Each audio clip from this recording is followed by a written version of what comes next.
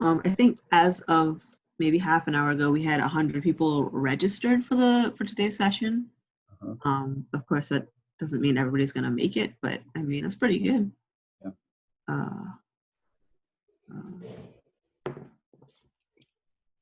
Yeah, that is pretty good. Yeah, so as of right now, it's 113. Good morning, everybody who's joining us.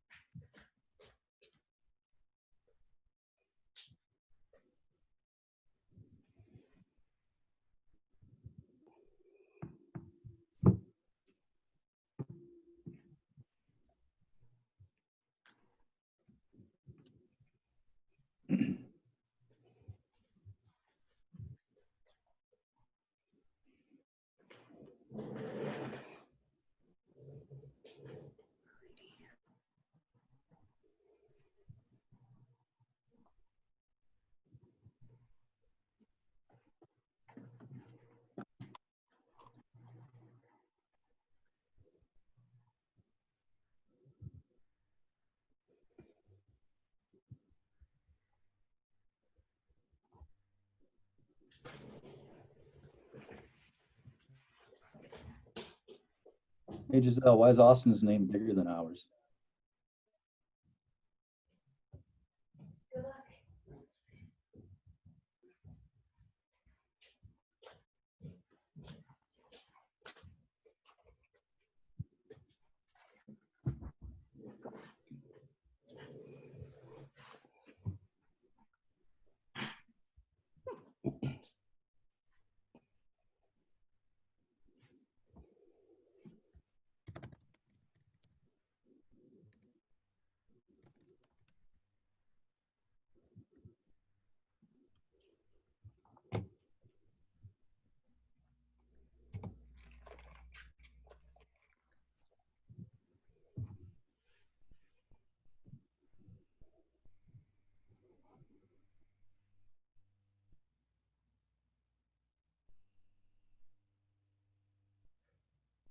Good morning. So I think it's time to restart the Bahamas National Trust, Bahamas Natural History Conference virtual edition. And today our topic is marine megafauna.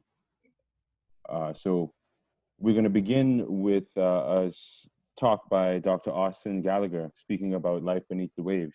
Dr. Gallagher, would you like to take over? Sounds great. Yep, I'm gonna go ahead and share my screen here. Okay, you guys see my screen now? Yes, we can. Great, okay. Well, yeah, really pleased to be here and kick things off. Want to thank Bahamas National Trust for hosting this. This is fantastic. And also just, thank the Department of Marine Resources, Dr. Lester Gittins and the rest of his team for, being there to support this research over the years as well. Today, I'm going to be talking about the spatial connectivity and drivers of large shark habitat use within the Bahamas. And there's going to be pretty large focus today on the concept of marine protected areas. And I'll be providing around 2 years worth of data that myself and my colleagues have been collecting. Quite a long list of collaborators on this project below. And I just want to acknowledge them briefly for all of their contributions, and as well, all of the partners that have helped make this reality, which I will mention at the end. So today's presentation is really going to be focused on marine protected areas, and we are now in the era of ocean protection. And we see this a lot now in academic, NGO, government, and even the philanthropic communities.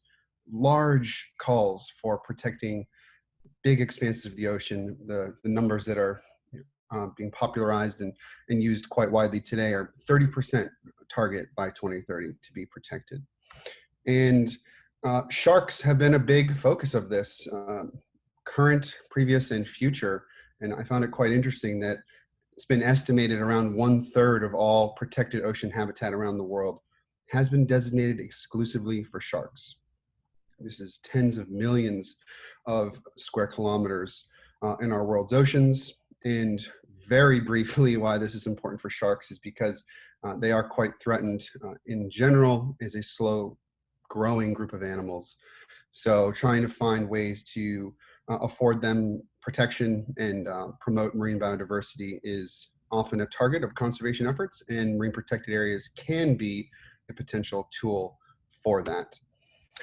And that brings us to the Bahamas, who have been heavily involved in these types of discussions for a long time. And it really dates back to 1993 when the Bahamas banned commercial longline fishing, which was obviously a great boon for large sharks, which would otherwise have been most likely captured as bycatch. And then in 2011, the entire exclusive economic zone of the Bahamas was declared a shark sanctuary. And that prohibits any commercial, recreational capture or harvest of sharks or any shark parts. So that was, obviously a good thing. However, it's actually still pretty unknown how these species use it. And this is not unique to the Bahamas. This is the case in a lot of marine protected areas that are being established around the world. And that's a really important knowledge gap if we want to try and understand if these management tools are effective or if we need to course correct. We really do need to have a good understanding of the behavioral ecology of these animals. Nevertheless, the Bahamas is still regarded as a shark hotspot and is known as the shark diving hotspot of the world. There have been estimates that are probably even higher than this from published work suggesting sharks bring in over $100 million per year to the local Bahamian economy. This is fantastic. I love going diving and seeing sharks in the Bahamas. It's really incredible, and to be part of that ecosystem from the ecology, the science, and the business is really the only way that conservation will work, in my opinion. So with all of these pro-shark conservation measures and the importance of shark diving and the socioeconomics, it's really forced us as researchers to think about how sharks are using the Bahamas. And the Bahamas is a very large EEZ. We're talking about over 600,000 square kilometers. And there have been some studies that have been done on the long-term behavior of sharks in the Bahamas. But it's actually pretty surprising that there's probably been less than 10 published studies. Now, there are a lot of ongoing studies that you'll hear from some of the other researchers today on some of their great work. But in general, there's still a lot to be done. Some of the more popularized or well-known studies out of the small handful that have been done have been research that I've been involved with my colleagues from the University of Miami at Tiger Beach in the northern Bahamas. Bimini Biological Field Station, has published some work on the great hammerhead population there, and of course are, well known for their long-term research on lemon sharks as well as other species. Moving over to the east side of the archipelago, Cape Eleuthera Institute has done some work, smaller studies on reef shark movements in the Eleuthera area, as well as a long-term study on the oceanic whitetip population off of Cat Island. That's pretty much it. That's at least everything that's out there right now. So when you look at, most of this archipelago, which I don't have the borders on it here, but think about that center portion of the slide here. There's really, a lot of work to be done. Furthermore, over half of the studies that have been done, have been conducted at areas where there has already been, pretty heavy provisioning ecotourism happening. So that sort of does, it's very valuable research, great work that's been done, but it also does bring the question of, are these really wild sharks that we're studying? Are these animals natural? Or the behaviors we're seeing going to be natural? So that kind of leads us into some of this work that I'm going to present today. And for the last almost 3 years now, we've been involved in a long-term research project with the underlying question being, how do sharks use this Bahamas shark sanctuary?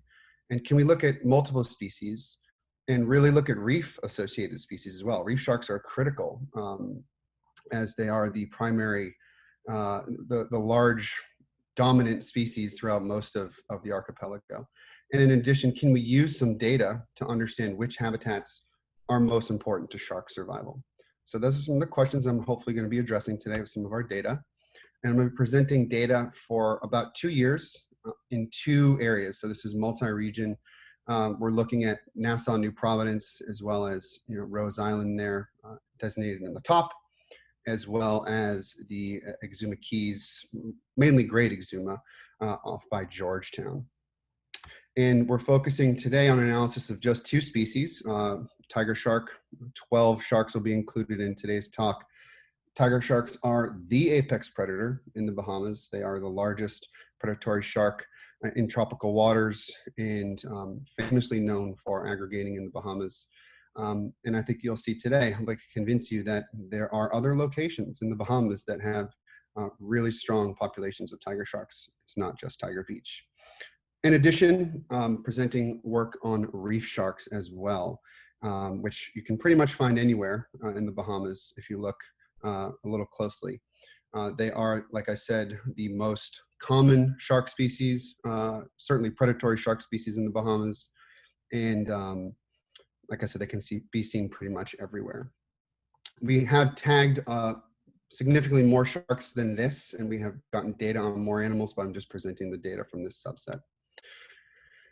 So how we collect the data for this study is we use a technique called passive acoustic telemetry. And this is a picture of myself and my colleague, Dr. Yanni Papastamachou, and we are implanting this subadult Caribbean reef shark with an acoustic transmitter. So we put the sharks upside down, they go into this sort of catatonic-like state, and they relax, and we're able to actually surgically implant with a very small incision one of these acoustic pinger tags. And you can see that they're not that big. They are, in reference to that coin there. And we will put it inside the body cavity, stitch it up, and there is the function of this tag, very briefly, is that it is a transmitter. So it sends out basically a code every 60 to 120 seconds with that unique shark's identification. And that code will be decoded by a receiver, which I'll show you in a second. So we can put these into the animals. The battery on these tags is pretty remarkable. It can last for anywhere between 5 and 7 years, sometimes less, depending if there are additional sensors. But really cost-effective way of passively monitoring these sharks. And these tags will stay in the body cavity for the remainder of the shark's lives.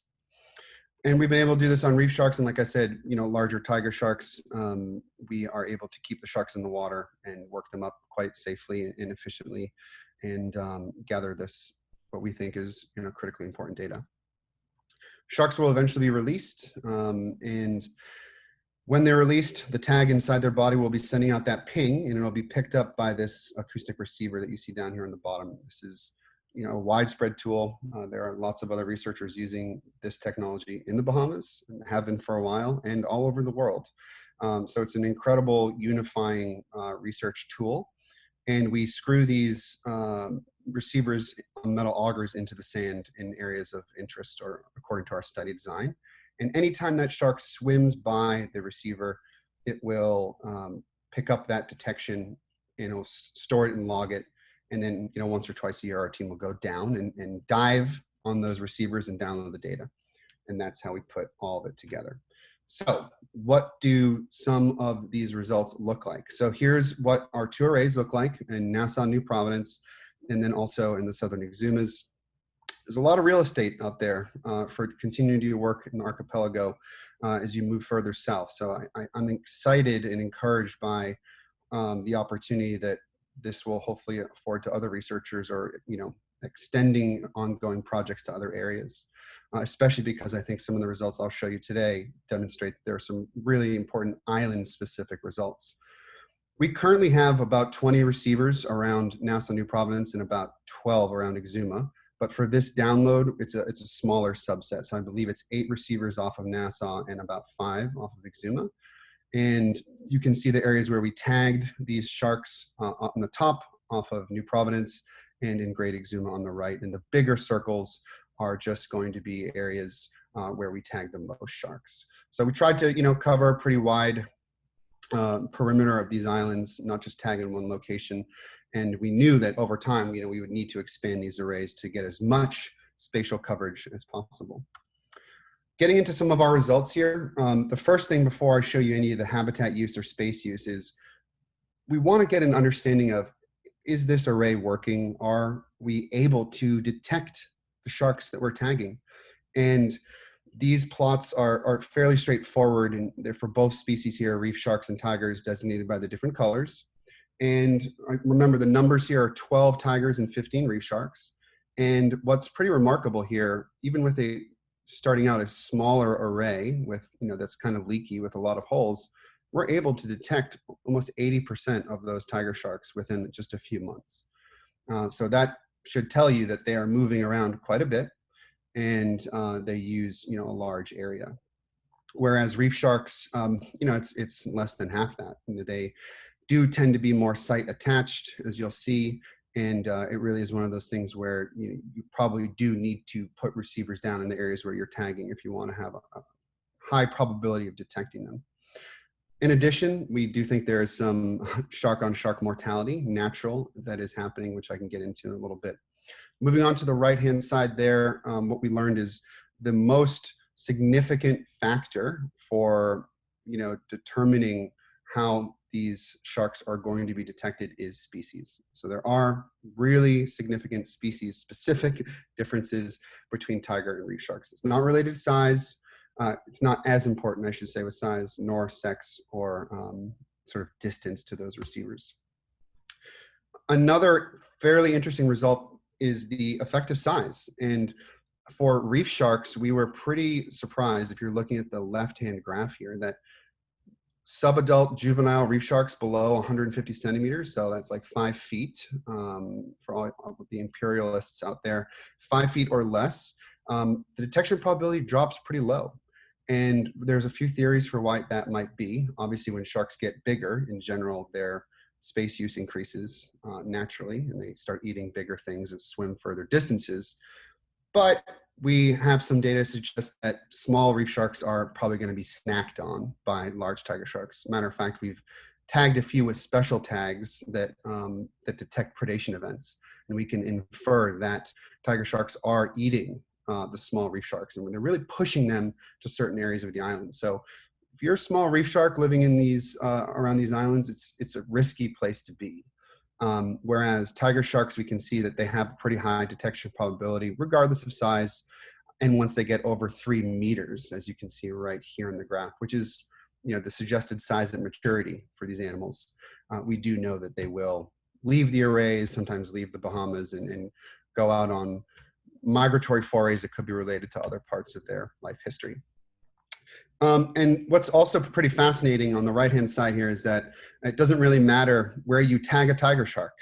You can tag a tiger shark on the other side of the island, 20 kilometers away, and you might have a receiver on the other side. You're probably going to have a good chance of still picking up that tiger shark, which really speaks to their wide-ranging behavior.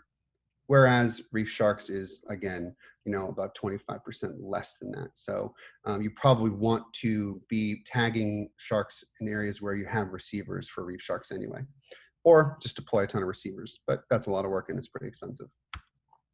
Okay, now getting to the results that I think are super interesting. So there's a lot going on here. So I want to just kind of walk everybody through this. This is sort of the network analysis of how these animals are using space in these two islands. Let's focus on the left-hand side first for New Providence. On the top, there's our reef sharks. And as we kind of predicted, and as we would think, based on reef shark ecology, what we do know is that they are relatively restricted. So the green dots are receivers and the red are different nodes. The bigger the bigger the circle there, the more sharks are being detected in that area. So we do see that, they're not spending any time on the bank there, on this, gorgeous seagrass bank, which we know tiger sharks really like, by the way. But they are kind of sticking to the southwest side. The west side of the island is that drops off from 30 meters to 1,000 meters pretty quickly into the tongue of the ocean. There have been a few really brave and bold reef sharks that have ventured over to Rose Island, which, if we're switching now to the tiger shark on the bottom, you can see those really big, beautiful yellow orbs there. Rose Island is a tiger shark hotspot.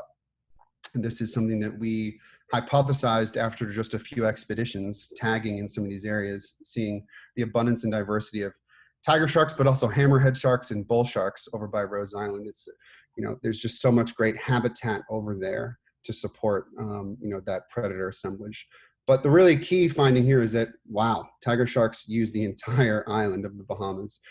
They're not swimming through downtown Nassau and Bay Street, as some of those lines might suggest, but that's just the way the model kind of plots it out. But what it does show you is that they are connecting habitats, they are connecting ecosystems, and at any given time, there are tiger sharks swimming around the perimeter and the banks and the reefs of New Providence Island, which is pretty incredible because I've talked to a lot of partners, Stuart Cove's really close, partner of ours, local dive guides, fishermen, and locals, and they don't really see tiger sharks too often. But I think what we're able to demonstrate here is that they're definitely there. We just don't see them very often. Now, moving over to Great Exuma. Now, remember, we don't have as much good coverage in Exuma. We're building out this array, and it's a little bit of a different beast. There's not as much seagrass habitat on the sort of eastern side there. You have to sort of really go a few miles off onto the Great Bahamas Bank on the west to get that seagrass habitat. But we do see the general kind of same pattern where reef sharks have those nodes that they really prefer. So there's, like a community of reef sharks up by Rat Key with high residency and high detections, and then a reef shark sort of micro community, 5 or 10 kilometers south of that. Whereas tiger sharks on the bottom, again, not 360-degree network connectivity, but north-south connectivity for sure. So the way I like to think about this is that reef sharks sort of have their own zip code that they kind of really like. They will travel to other zip codes and check it out, but they really do have that zip code signature, whereas tiger sharks are completely nomadic, and they can pretty much do whatever they want, whenever they want. Looking at some more modeling results. So these are data from some random forest models that our team ran. On the x-axis here is just the importance of these various predictors. So how are things like temperature, season, habitat, depth, how important are they for shark occurrence from our acoustic data? And what we see is that the two most important factors for both islands, New Providence and to a lesser extent Exuma, are depth and habitat. This was really telling for us when we were able to really plot out what some of those habitats look like, where those receivers are. And it's no surprise that the seagrass beds, particularly around New Providence, are very, very important for tiger sharks and being, selected at an increasing rate. Not the case for reef sharks. Tiger sharks are in yellow. I should mention tiger sharks are in yellow on these histograms. Reef sharks are in red, R for reef shark. And obviously reef sharks are going to be on those coral reefs. In Exuma, where we don't have receivers in seagrass habitat, we do see tiger sharks spending more time in the sandy areas, probably making their way to connect to those seagrass habitats. And depth is also important, like I had mentioned there, showing here on the left-hand side for New Providence. And tiger sharks really are having, we have a higher chance of seeing them or being detected, or however you want to phrase it there. And what this really means is that shallow water is where the tiger sharks are going to be. The effect in these models is much higher for tiger sharks in shallow. Reef sharks, it's deeper. So they really do prefer that 10 to 20 meter mark there, which is right on the wall as it gets pretty deep. Not really the case in Exuma because it's just all pretty much the same habitat, except we do have some deep receivers where we have seen some reef sharks going as well. In terms of seasonality on the bottom portion here, seasonality, not so much for tiger sharks. Like I said, they're pretty much year round, but reef sharks are, a little bit of a dip in the winter and a little bit of a spike in the spring.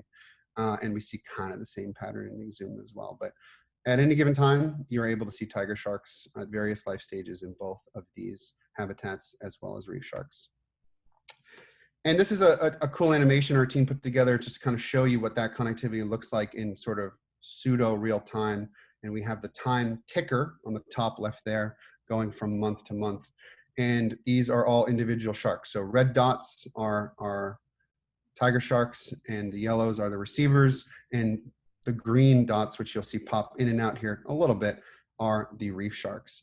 And the patterns here that I really want to draw attention to are, in particular, the high, this is just blowing up over here, right here over Rose Island. There's just a lot of habitat use, and sharks will move 2 to 3 kilometers back and forth, almost prowling this area, moving the gauntlet. Look at that reef shark right there, that little green dot moving into the danger zone. I'm not sure if that's a great move on that reef shark's part.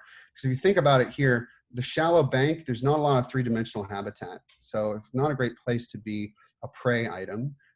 That's where tiger sharks dominate. So what they're really doing is they're pushing the reef sharks, in my opinion, over to deeper water. Just a couple more things here. When we started learning about how important seagrass was, we started, equipping sharks with different types of tags to look at depth and to look at, their actual point of view camera tags. And this is just south of Rose Island here. This is a seagrass habitat, as you can see on the bottom. And believe it or not, this is actually a tiger shark that we know personally. We've tagged and released this shark 3 times in 18 months in the same location off of Rose Island. Not provisioned, not trained. It's not a TV shark like you might see it at Tiger Beach. We still love those sharks, but this is a wild shark that really speaks to the efficacy of the shark sanctuary, in my opinion. And the shark is certainly a homebody to this region as well. Seagrass is critical, and this is something that we've started to really hone in on. You can see it from space. Astronauts actually say that the Exumas is one of the most beautiful places to see from space because of Great Bahamas Bank. So we're really interested now in trying to learn a little bit more about how tiger sharks use the Great Bahamas Bank and what that seagrass habitat really means for them. So that's an ongoing part of our research. But I think that has some really important implications for things like the conch and the lobster fisheries, because tiger sharks do keep those seagrass beds, we think, healthy by limiting the overgrazing by sea turtles. And lastly, the final thing I'll show you here is that we have done some satellite tagging, so super briefly, of tiger sharks. And this is using pop-off archival tags. So these are estimated positions. And of course, like I said, some animals do leave the archipelago. We see a pretty consistent pattern of smaller but mature female sharks going south off the bank, spending time off Cuba and going to Florida and back. Whereas a lot of the other individuals will stay in the middle of the archipelago. What's interesting here is that none of these sharks went to Tiger Beach, nor Bimini, to my knowledge. So this is kind of its own little clade, if you will, of sharks that have their sort of own preferences. But there does seem to be that importance of the seagrass meadow there on the Great Bahamas Bank. We have run some isotopic analyses, as you can see on this graph here, from data that was collected a few years ago when we were collecting biological samples, and we see a very enriched carbon signature that is pretty tight. Certainly the mean values, but even the absolute values showing reflective of a predominantly seagrass diet. So pretty exciting stuff that we want to expand on in the future. So to conclude here, this is work that is ongoing. With more receivers and more tags, we'll be able to answer some larger questions about residency. But what is the conservation value of this, and how does this data benefit the Bahamas? Well, in terms of the monitoring, we know now that sharks are present year-round with a slight drop in abundance in winter and a slight peak in spring and summer. If we want to try and maximize things like bather safety and human safety, there was that incident last year. I do believe that especially in core areas like Nassau, this information has applied value, and we can even look at things like real-time monitoring if we wanted to go that route as well. In terms of species specific, wow, tiger sharks, just amazing. They use and connect entire islands, strong preference for seagrass. What's really cool here is that they're moving energy and they're moving nutrients. So it's high predator mediated ecosystem connectivity from the seagrass to the deep reefs to the open ocean. They are vectors of energy and probably blue carbon too, by the way. Reef sharks, according to our data, suggest that they have that localized functional role, that zip code type role that I was talking about there. So if we remove reef sharks, there may be a really disproportionately negative effect on a local level.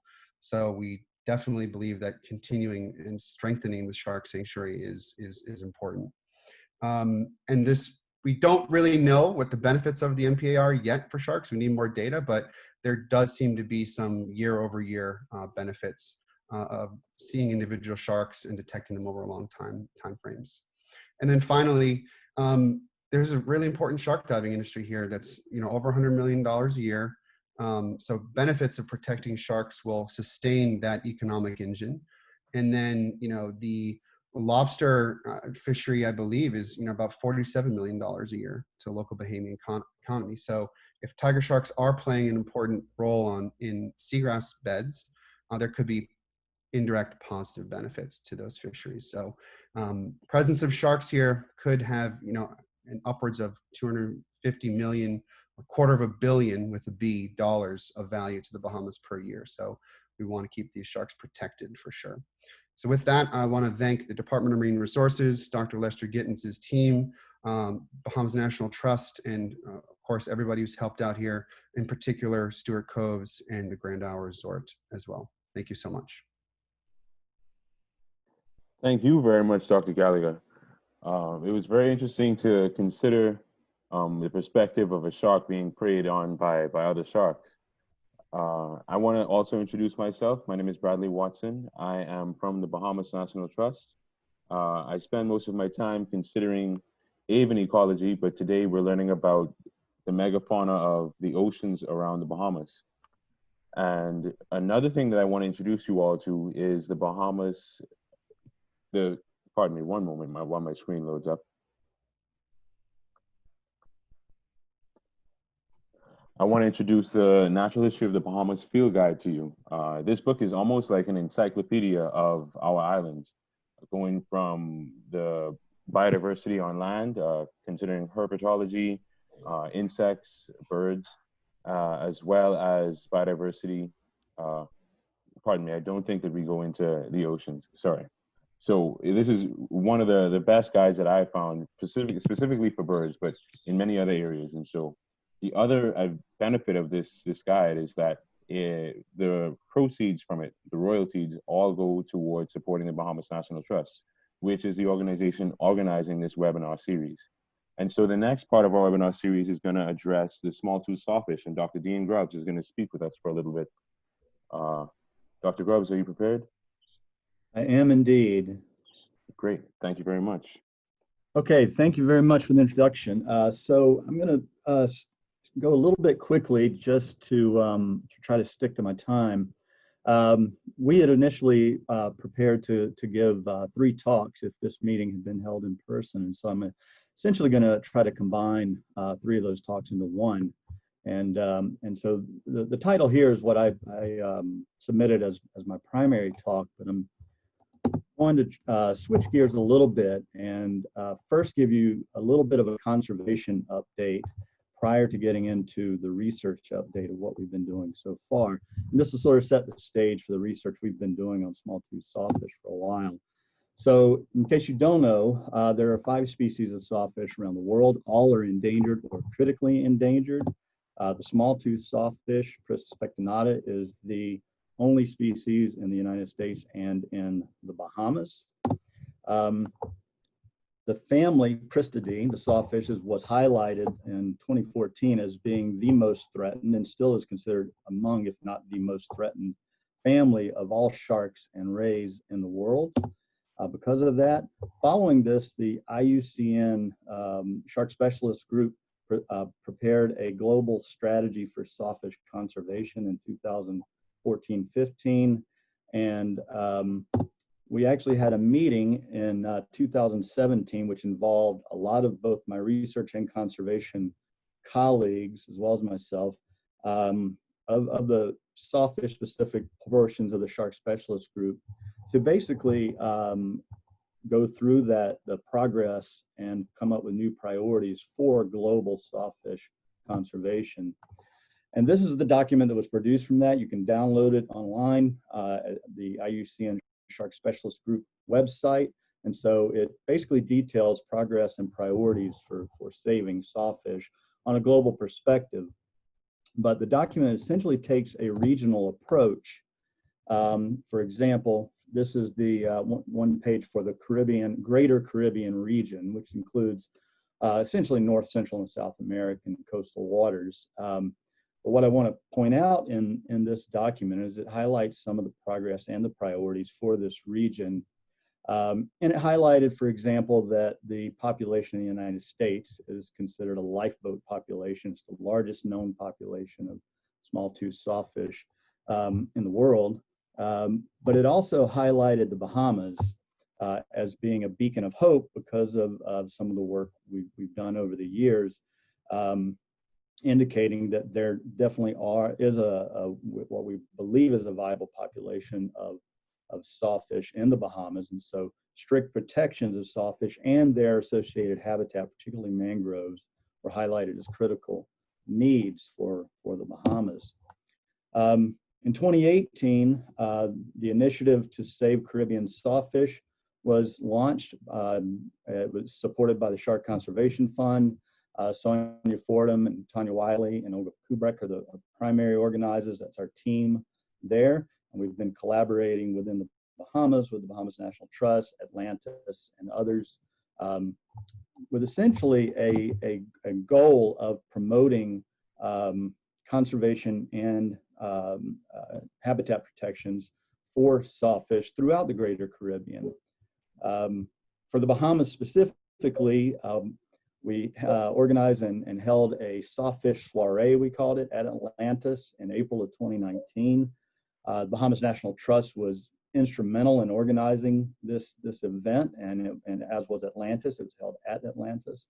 But the goal was to bring together stakeholders from the government to the public to the scientists and environmental groups to essentially highlight where we need to go in order to protect sawfish in the Bahamas, small-tooth sawfish in the Bahamas. The initiative to Save Caribbean Sawfish has also been producing and sharing various guidance, such as encounter and release guidance documents for fishermen as well as divers. And these are being shared throughout the greater Caribbean in multiple languages. There's also educational materials that are being produced and are being shared again in multiple languages throughout the greater Caribbean, including in the Bahamas. And overall, the goal is to highlight that the sawfishes are among the most endangered of all marine species. And so we seek to essentially help countries that have already actually made commitments to protect sawfish because they are members of international bodies such as they've signed on to CITES or the Convention on Migratory Species and what have you, which mandates that sawfish protections be implemented. And some countries have, and some countries have not yet implemented these protections. And so we're trying to provide them the mechanisms to do that. And so this leads right back into the conservation priorities that came from the IUCN document, which was essentially to encourage legal protection of sawfish among the priority countries where there are no explicit protections, such as the Bahamas. Also in that document, it highlighted research priorities, which include mapping critical habitat across the whole life stage from juvenile to adults. This is primarily in the US and the Bahamas because those are the only countries that we know right now that there are enough sawfish to actually do this research on, as well as work on life history. How long does it take them to reach maturity? What are the reproductive cycles, et cetera? The types of information we need in order to predict how long it would take and what protections are needed for these populations to recover. And so that leads me into the research component of this project. And so I'm going to give you a little bit of background of what we've been doing and then where we're moving towards to look at basically difference in small-tooth sawfish populations between the Bahamas and the United States. And there's a lot of different collaborators on this project beyond the ones I just mentioned. In 2015, we assembled as many sawfish records as we could find throughout the Bahamas. And not surprisingly, we found that about 85% of the records were either in ANDROS or in Bimini. We've about tripled this number of records now. And Andrce is really highlighted as being on the west side of Andrce as being the primary area for small-tooth sawfish in the Bahamas. And so we've been doing work in Andrce since 2011, and we did a lot of satellite tagging and things early on, but recently we've moved more to implanting 10-year acoustic transmitters, the same ones that Austin was discussing. This was the first sawfish ever tagged with one of those acoustic tags in the Bahamas. It was a immature female. She's 12 feet long, but still not mature. This is truly a megafaunal species. And so we tagged this sawfish in March of 2016. The little yellow dots show, well, the triangles and the yellow dots show our receivers on ANDROS, same types of receivers Austin discussed. And the yellow dots are the ones where she has been detected. The interesting thing is that the red bars here show the number of days per month over a 3-year period that sawfish was basically was on one of our receivers in ANDROS. And it shows that basically more than half a month for most of the year she was there.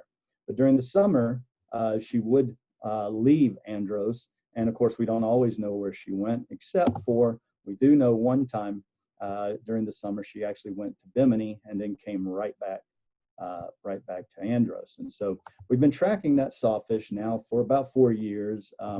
Unfortunately, a lot of the primary receivers on the northwest part of the island were actually stolen in 2019.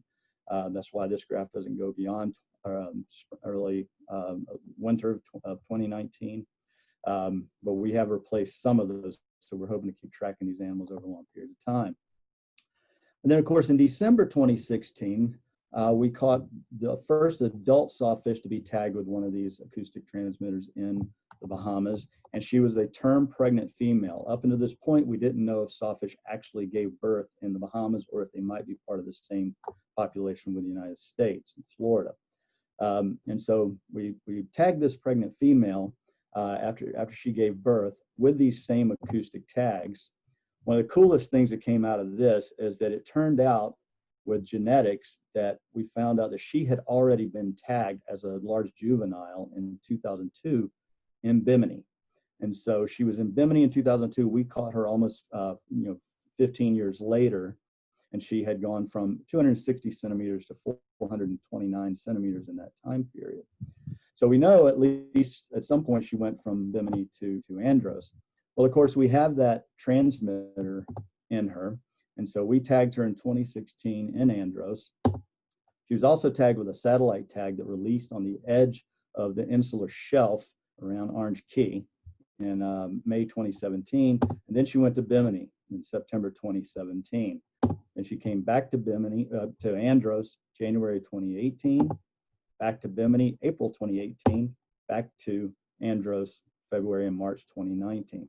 So clearly, this movement between Bimini and ANDROS is important for these animals, for this endangered species. Also, it's interesting that based on the size of when she was tagged in Bimini initially, she was 19 years old in 2019, which would be the oldest sawfish in the wild that's been confirmed to date.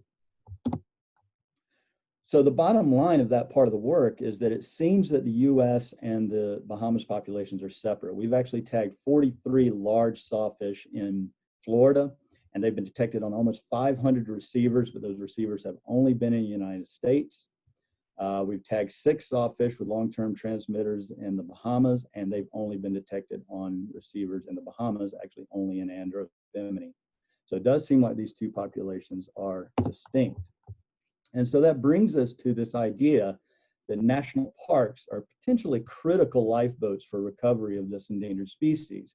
Fortunately, much of the sawfish habitat in the United States is protected as part of Everglades National Park, as well as the Florida Keys National Marine Sanctuary, and a big chunk of the population in ANDROS in the Bahamas is also within the ANDROS West Side National Park. And so we started thinking about looking at these two potentially critical areas to recovery and asking the idea of, well, asking basically the question of, are the sawfish populations in Florida and ANDROS of comparable size? And if they are, because this is important when we talk about recovery of the species as a whole.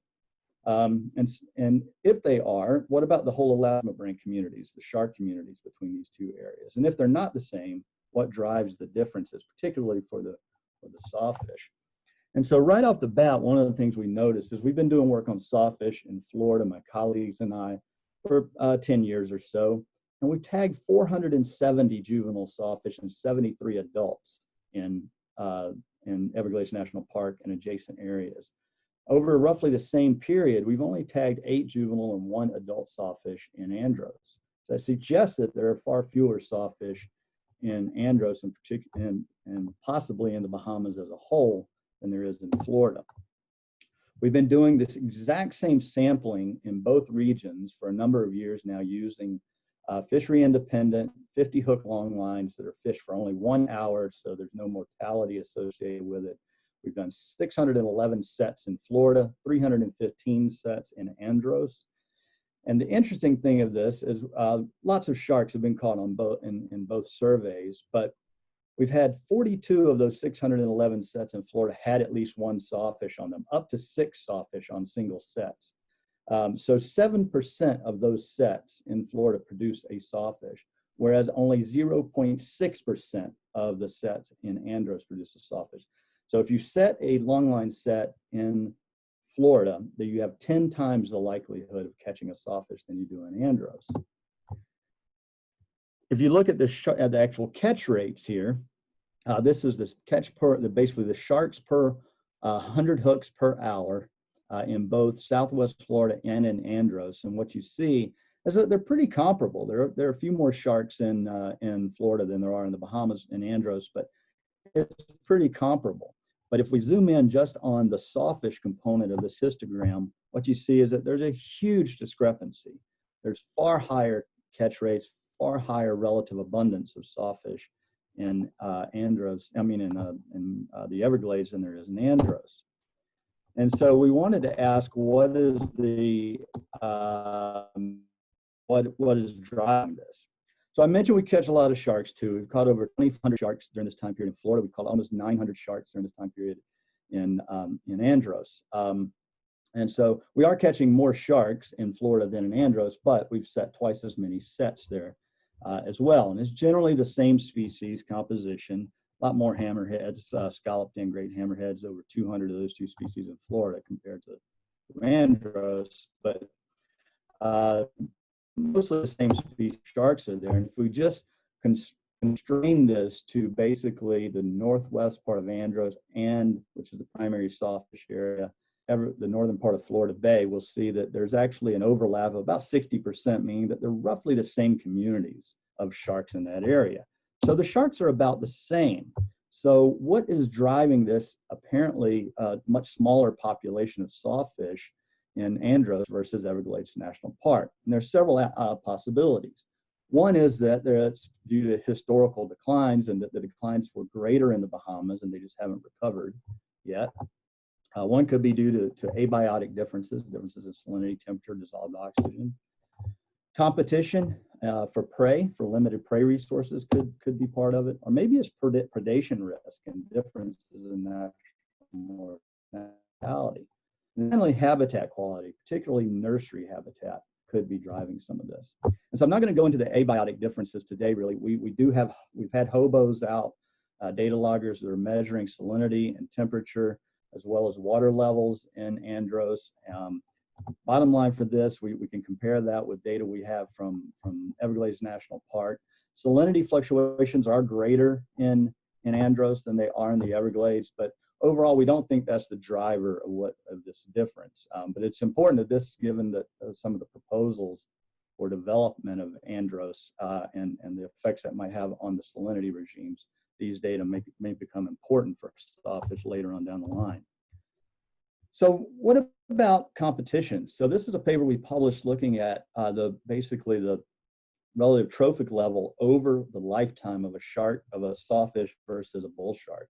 And essentially, the 2 species occupy the same trophic level, meaning they're both top predators throughout their lifespan within their particular niche and within their particular area. So maybe there's just so many sharks in ANDROS that sawfish can't compete. And there's just pictures that evidence that sawfish are top predators. Those are 3-foot Atlantic sharp-nosed sharks hanging out of the mouth of an adult sawfish in Florida, and then that's a black-nosed shark up top that's been whacked in the side by a sawfish. So they are top predators. So maybe competitor densities are higher in ANDROS than in Florida. Well, one of the main competitors would be blacktip sharks, and it turns out that the blacktip abundance in Florida in Everglades National Park is far higher than in Andrce. The blacktips certainly aren't outcompeting the sawfish. They're about the same size too in terms of their link frequencies between the two regions. What about lemon sharks? They could certainly compete. Lemon sharks are about the same in terms of population levels in Andrce and in Everglades National Park. So that would suggest that they're not outcompeting them either. Of course, lemon sharks get big, and a big lemon shark will eat a small sawfish. So there could be that there's just higher predation risk. Maybe big sharks are eating the small sawfish in this region. That's one possibility. And we know that both lemon sharks and bull sharks will eat a baby sawfish. That is the rostrum of a sawfish hanging out of the mouth of a bull shark there. So maybe predation risk is higher. If that was the case, we would expect that, for example, the lemon sharks in Andrce, maybe they would be bigger than the ones in Everglades National Park. Turns out the opposite's true. The lemon sharks tend to be larger in Everglades National Park in the primary sawfish habitat than the lemon sharks in Andrce. So that doesn't support the idea that there's higher predation. Bull shark catch rates are far higher in Everglades National Park than they are in Andrce. So that also suggests that predation from big sharks is not driving this difference in the population of sawfish between the U.S. and the Bahamas. So what explains this gross difference in relative abundance of sawfish in Florida versus Andrce? Maybe it's nursery habitat. This is what primary nursery habitat looks like in Southwest Florida. Dense mangroves, extensive dense mangroves in Everglades National Park. This is what we found to be primary nursery habitat in Andrce. Notice far less dense habitat in terms of mangroves. This is what the habitat in Southwest Florida looks like. Dense mangroves with big overhangs of red mangrove prop roots. There you can see a little sawfish going in my colleagues from NOAA in their gill net. And so these sawfish will basically cruise along the edge of these mangroves. And then when the tide drops out, they'll go into these little ditches and little sloughs to hide from sharks. But when the tide comes in, they go up into those mangroves. And so here's a couple of little baby sawfish in Everglades National Park or in 10,000 Islands National Wildlife Refuge, actually. And you can see them cruising very shallow to keep away from larger sharks. Their dorsal fins are out of the water. And then whenever that tide comes in, they go way back into these prop roots. You don't have that in Andrce. This is what the nursery habitat looks like in Andrce. And so it's very difficult, other than going very, very shallow and being exposed to sun, it's very difficult for them to find cover. And so we think what might drive this huge difference in the relative population is higher natural mortality due to the lack of primary nursery cover because of limited mangroves, coupled with perhaps historic population declines that they haven't recovered from yet in the Bahamas. And this would explain why whenever we see a young of year sawfish like this one in Andrce, there's just one or maybe two.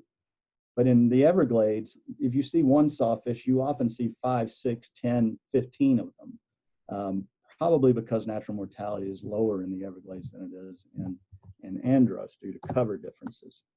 All right, so to finish up, it seems that deep water is a barrier to sawfish movement, and that's probably what drives the separation of smalltooth sawfish in Florida and on the Great Bahama Bank in Andrce. We also have evidence that there are sawfish in Abaco, including some small ones. And we did go there this past year, and my colleagues and I tagged one sawfish in Abaco. And so the jury is out, but given that deep water that separates the Little Bahama Bank from the Great Bahama Bank, it's possible that that is a completely different population of sawfish. In addition, we're now working in Cuba with Cuban researchers to figure out how many and where sawfish are distributed throughout Cuba. So it may be that there are up to 4 populations of sawfish in this little region of the greater Caribbean, with Florida being the largest population, 2 smaller populations in the Bahamas, and we don't really know how big the one in Cuba may be. But what we do know is that sawfish are protected and they're recovering in Florida, and mangroves are protected in Florida. So that's a good sign. every indication we have is that sawfish in Florida are recovering, they're increasing. In Cuba, sawfish are also protected, although there's enforcement issues, obviously. We don't know how many are there, but mangroves are also protected in Cuba. But in the Bahamas, there are no sawfish-specific protections. We do have evidence that they still get killed.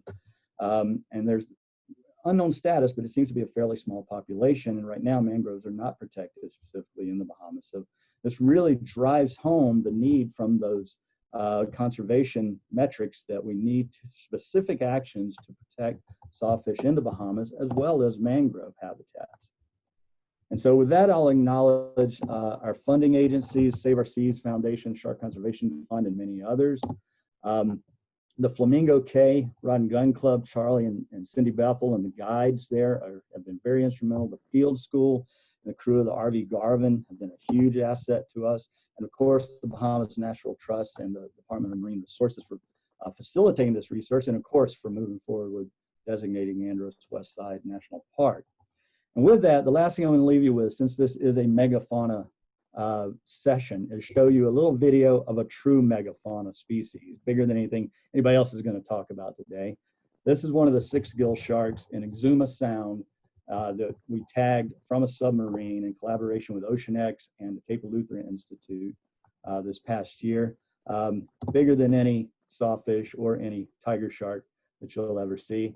And this animal, you can see, tried to get in the submarine with us. You see it's looking at us thinking that kneecap looks pretty tasty, and not really. It doesn't want anything to do with us. It's just trying to figure out what this weird bubble is down there on the bottom of the ocean.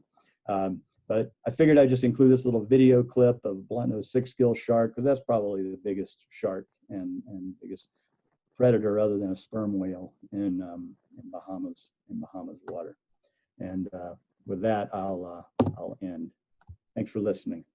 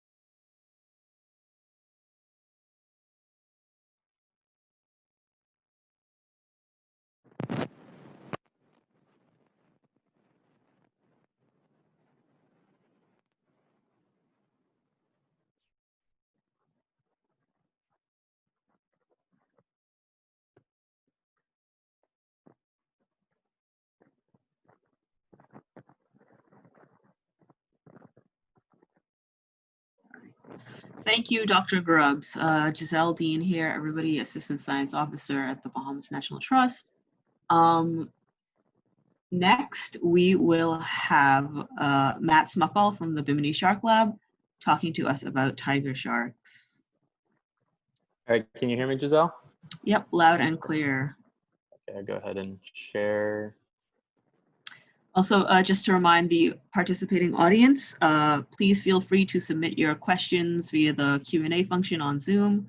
We'll be having a question and answer period at the end of everyone's presentations. All right, whenever you're ready, Matt. Thank you very much, Giselle. Everyone, my name's Matt Smuckle. I'm from the Bimini Shark Lab, officially known as the Bimini Biological Field Station. I'm going to talk to you a bit about the 35 years of abundance trend for tiger sharks here in Bimini. Just to give you a bit of an overview, Austin already touched on it briefly, but so the Bahamas is established and is far ahead of a lot of other countries in actually establishing the national shark sanctuary here. And it's a huge expanse of ocean, a lot of diverse habitats within there.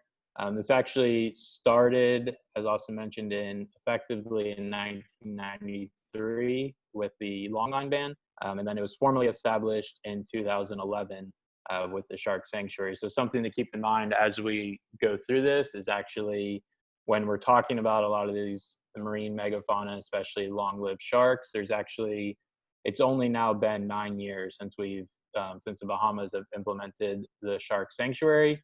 So a lot of times with the long-lived species, there's going to be a bit of a lag period until you actually start to see the effects of that implementation.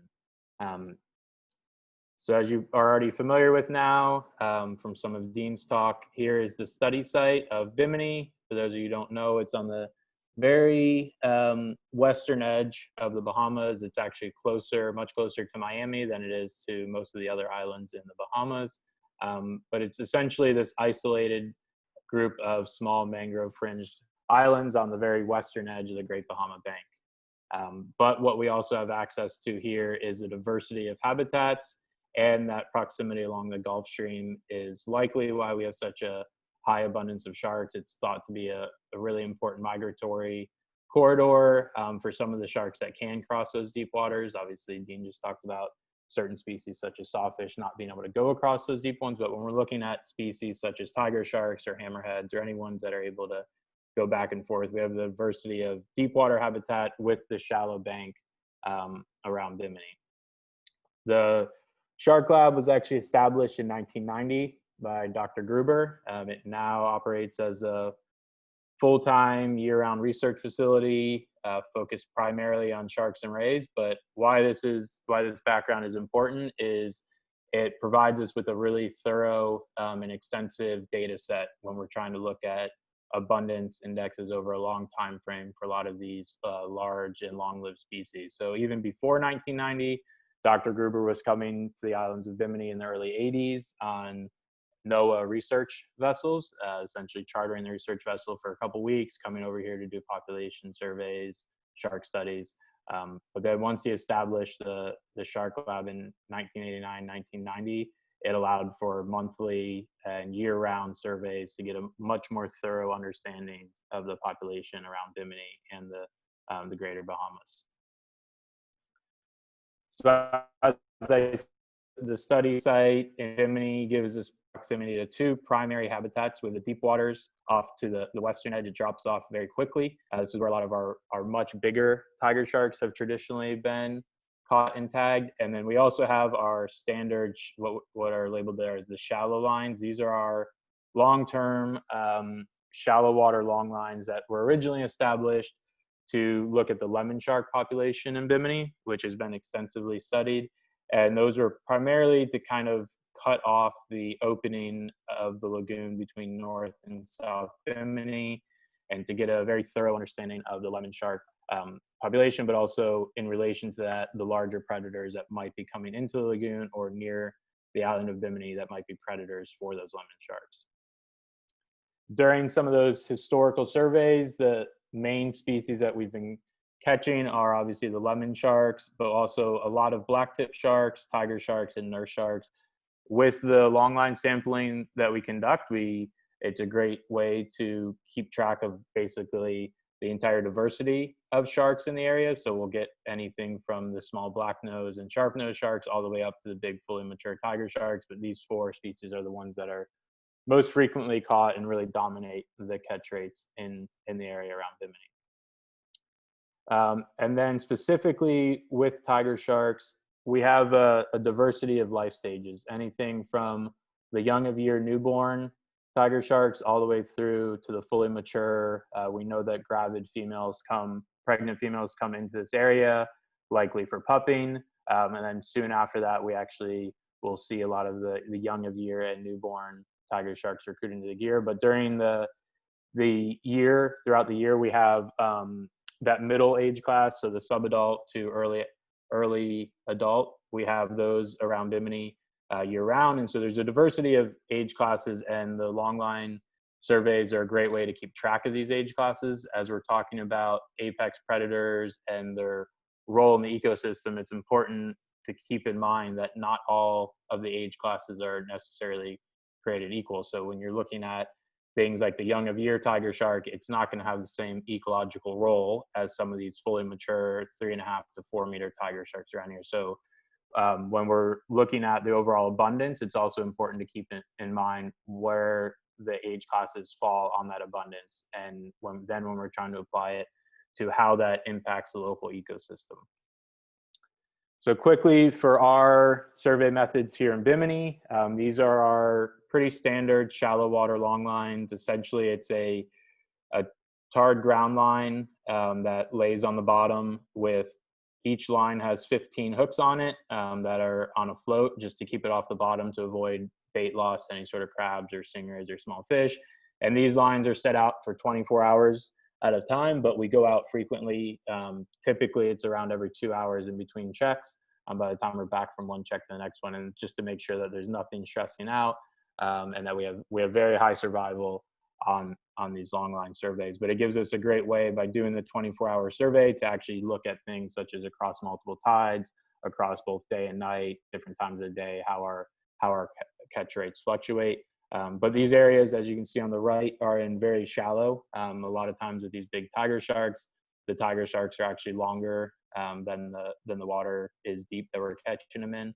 Typically, the water is anywhere from 2 to 3 meters in depth. So we have very big sharks coming into a lot of these very shallow areas, and it's pretty much dominated by sand flats and seagrass throughout the survey area. But this survey gear hasn't changed very much in the past 35 years. There has been some modifications, such as going from a J-hook style to a circle hook, and then adding in a fifth line, which would increase the number of hooks in the water. But those have all been kind of incorporated through our modeling to make sure that we can have a very long-term data set that were in fixed locations and give us a really good, consistent abundance trend.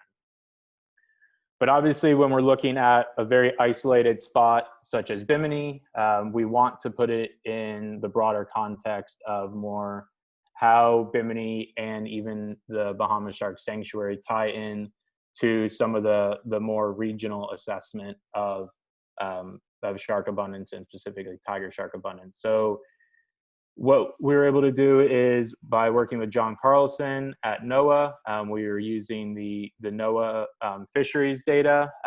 This comes both from the early stuff that was observers on commercial shark fishing boats, and then later in 2008, when they actually established, the US established a shark research fishery to keep track of shark abundance. We have data from both of those, and actually to give an idea of how the trends in Bimini and the Bahamas compare to the US. So similar to how Dean is comparing the sawfish abundance in the Bahamas to the US, we want to do the same and actually understand with large sharks such as tigers, how this compares to the overall catch rates. Quickly, I'm not going to go into too much of the methods analysis, but we did have two types of data sets. So a lot of the US-based data set are from relatively short soaks. So those might be anything from 1 hour to a couple hours. Very quick because it was a commercial longline and research fishery. These were more fishery-based observations, whereas ours was a fisheries independent survey. So the US-based fishery had a large number of zeros just because it was relatively quick survey. So they might not have caught a tiger shark as quickly, whereas here in Bimini, because we were leaving the lines out for a full 24 hours, we actually had a higher probability of, during that 24-hour individual set, at least catching one tiger shark. So for the US-based fishery, we actually had to use a two-step approach, where the first submodel basically models the probability that any one of those sets would catch a shark, and then once we have the probability of a yes for that, then actually model what the factors are that influence that. So whether it's set duration, set depth, water temperature, type of gear, type of bait. Because these commercial ones moved around a lot more and weren't at fixed stations, there was a lot more variables that had to be accounted for. For the most part, the Bimini data set was a bit easier to work with just because of the consistency of working at set locations, doing it consistently once per month, using the same gear over the duration of the survey, using predominantly the same bait. We were able to relatively get rid of a lot of the variables, and therefore just use a more simple model to actually look at the abundance here in Bimini. So to start looking at some of the Bimini-based, for most of the actual demographics, we're going to focus on Bimini and not on the broader United States. But in Bimini, we had 345 sets. During that time, we caught over 600 tiger sharks. So it's a very robust population that we have in Bimini here, and we actually have a very high frequency of catching sharks on our surveys. However, the size distribution was mostly consistent over time. You can see that there's a really broad range of size classes, as I talked about earlier, but there isn't necessarily a noticeable trend saying that at any one time larger or smaller sharks were actually represented. Some of the data from the early 90s has a bit of outliers, but that's strictly because of a reduced number of sets during those early days of the shark lab. There wasn't a very high incidence of monthly surveys. Sometimes there was only maybe 3 to 4 surveys per year, whereas now for the past 20 years roughly, we've been able to do at least 1 survey per month. But obviously that change in effort and change in number of sets was accounted for in the models. And then to look at some of the seasonal demographics for size. So there is a noticeable trend with our largest sharks actually coming into the area from anywhere around November through early May. And that really coincides with when the waters cool down. It's a general trend for most of the large shark species, at least in Bimini, that during those winter months, we have a lot of the larger individuals coming back. A lot of these big sharks are thermoregulated. The waters around Bimini, especially on the flats, can get very warm during the summer months, and the large sharks typically move out during that time. And then during our summer months is when we actually start to notice a lot of the young of year newborns. That's when we start in July. We actually start to see some of those young of year pups actually being recruited to the year, and then it's a very consistent trend where we can actually follow that year class throughout the fall and through the next winter. However, one of the interesting things is that pretty much across all age classes, our catch rates have been dominated by females. We don't necessarily know why this is. It probably has to do with the type of habitat that tiger sharks use as opposed to some of the other sharks. So any of your ones like lemon sharks or nurse sharks that are very site attached to mangroves or ledges they're not really going to have sexual segregation until they start to reach more towards maturity. Just basically a male is as likely as a female to use some of the mangrove roots in the lemon sharks. But however, tiger sharks are born in this very open environment, and so there's a lot more differences in movement pattern and overall behavior and habitat use. And it seems to be at an early age where we just don't have the males represented as frequently in our survey. We actually, one hypothesis that people ask sometimes is if the ratio even within the womb is a 1-to-1, and from all indications from any data that we've talked to other colleagues about is, naturally the females have a 1-to-1 at pupping. And so there has to be at some point early on in tiger shark life history where a lot of the males seem to just be moving out of this habitat, and we're pretty much dominated by females. And this trend being female dominated is fairly consistent across the entire survey. So it's not a new phenomenon. It doesn't have to do with, sometimes the question of if anything to do with like rising sea temperatures or anything like that. It's not a necessarily new phenomenon. It's something that we've had fairly consistent throughout the course of this survey. And then finally, to actually put this all in perspective of how the overall trend here in Bimini and the Bahamas is doing in comparison to the US abundance. So basically, because of the differences in survey methods, we used a standardized relative abundance to actually look at individual changes in trends of the local habitat. So on the index of abundance, it's basically if you were to keep an index of 1, that means that you're consistent year to year, and the year on year change hasn't really occurred. But as you can see, the data is fairly unorganized. So the trend lines tend to say it's a stable population for Bimini with a slightly increasing population for the US, but there's a huge degree of variance within that. And a lot of that tends to be unaccounted for, other than the fact that probably because tiger sharks are such wide ranging and animals, and they use a diversity of habitats. There's a lot of differences that are hard to account for with the individual survey methods.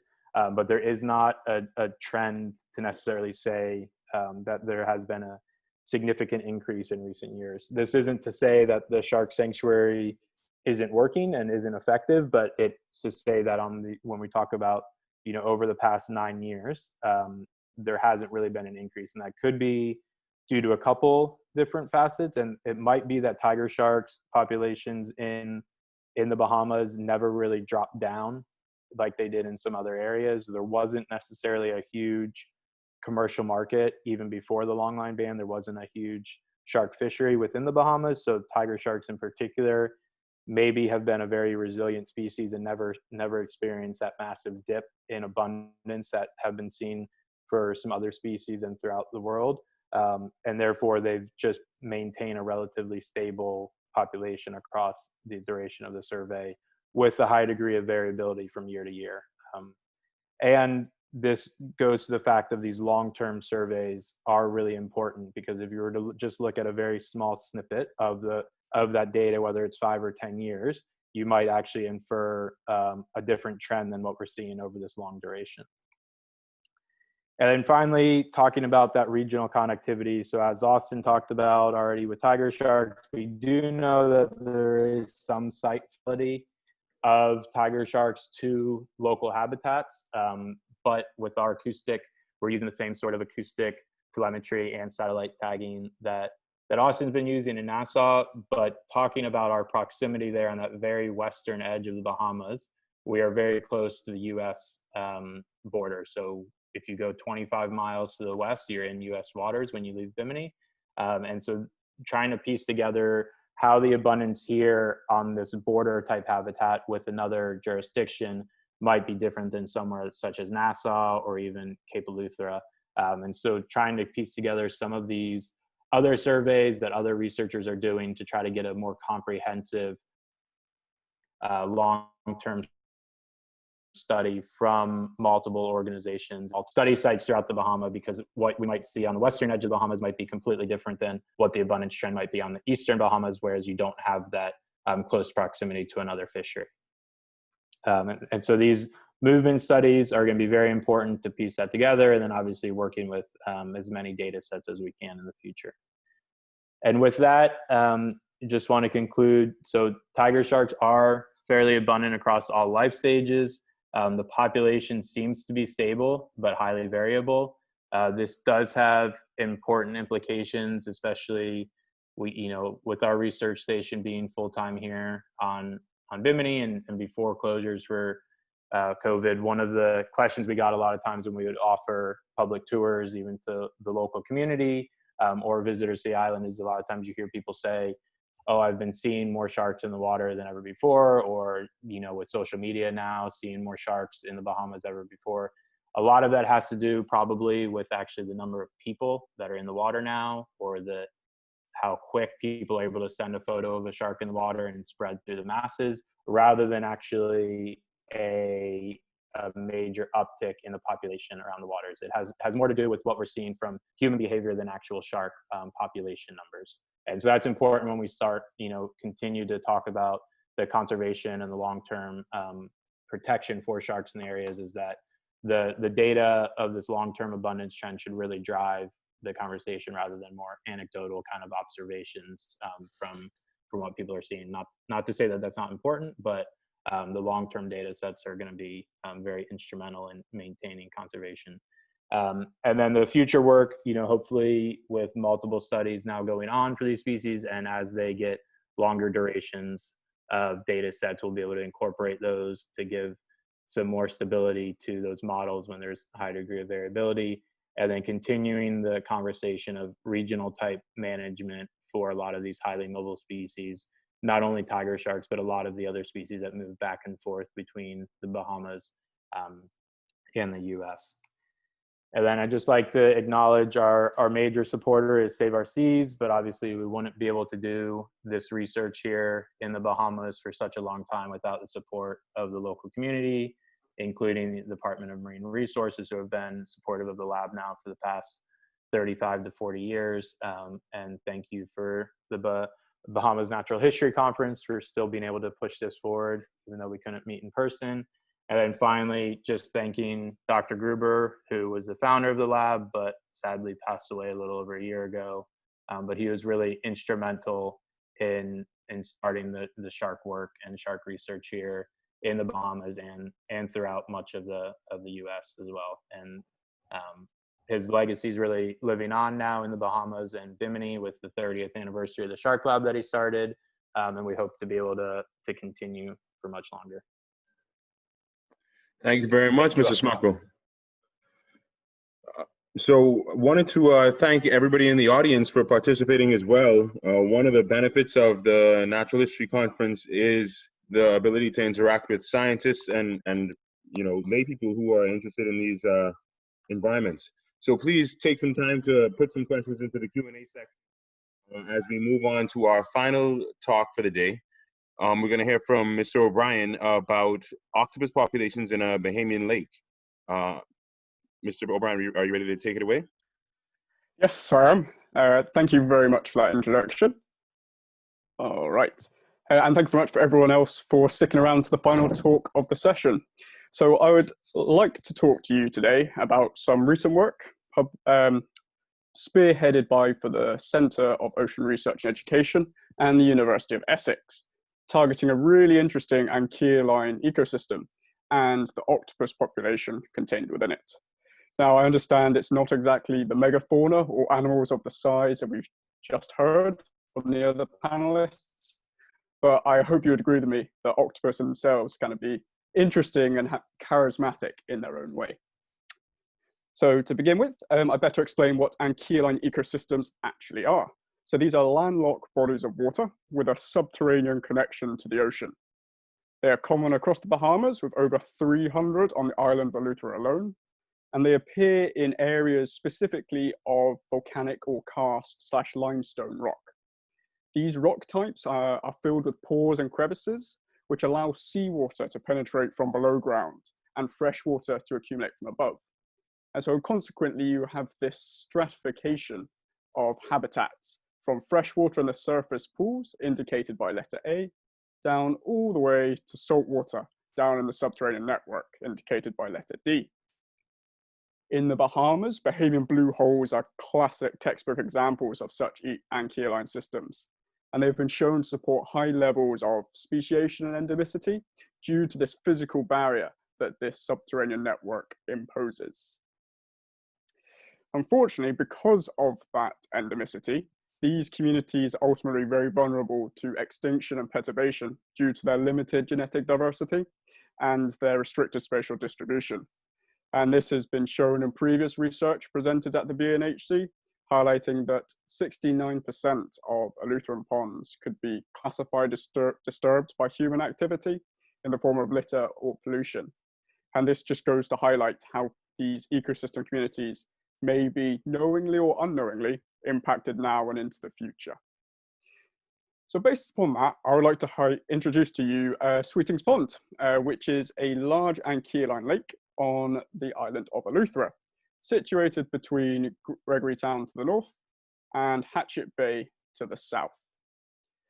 The lake itself is atypical for ankyline systems due to its size. It's approximately 0.33 square miles, and its ability to maintain marine levels of salinity with no sitting fresh water.